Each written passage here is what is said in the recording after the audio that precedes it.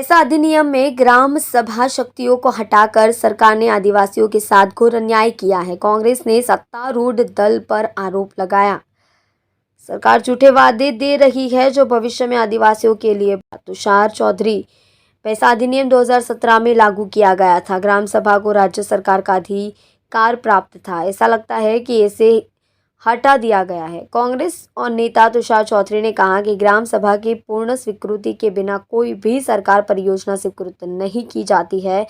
भूमि अधिग्रहण या अन्य मामलों की स्वीकृति के लिए ग्राम सभा का अनुमोदन आवश्यक है। गुजरात में पैसा अधिनियम में ग्राम सभा को कोई शक्ति नहीं दी गई है। इसे केवल ऐसा पैसा अधिनियम 1996 के अनुसार ही लागू किया जाना चाहिए। कांग्रेस शासित राज्य जैसे है जहां पैसा अधिनियम में ग्राम सभा को सबसे अधिक शक्ति दी गई है। सरकार को आदिवासियों के हितों पर विचार करना आवश्यक है और आदिवासी बहुत संघर्ष के साथ अपना जीवन व्यतीत कर रही है। सरकार झूठे वादे कर रही है कि बड़े प्रोजेक्ट की बात कर रही है। जमीन अधिग्रहण कर भविष्य में आदिवासियों का भला होगा।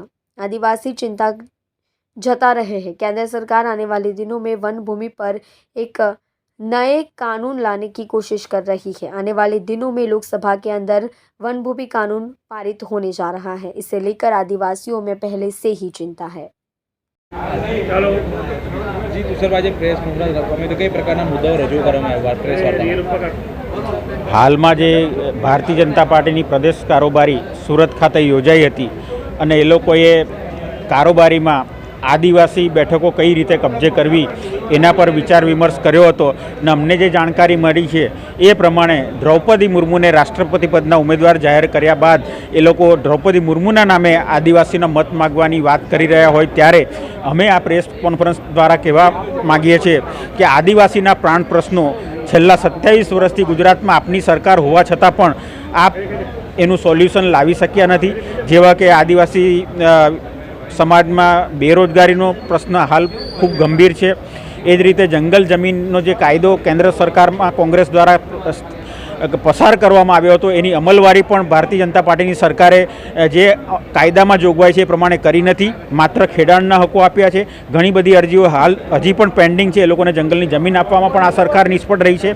હાલમાં જ ગામડામાં જે આદિવાસીઓને શિક્ષણ માટેની જે વર્ગશાળાઓ પણ ખોલવામાં આવી હતી એવી 6000 જેટલી વર્ગશાળાઓ પણ આ ભારતીય જનતા પાર્ટીની સરકાર દ્વારા બંધ કરવામાં આવી છે।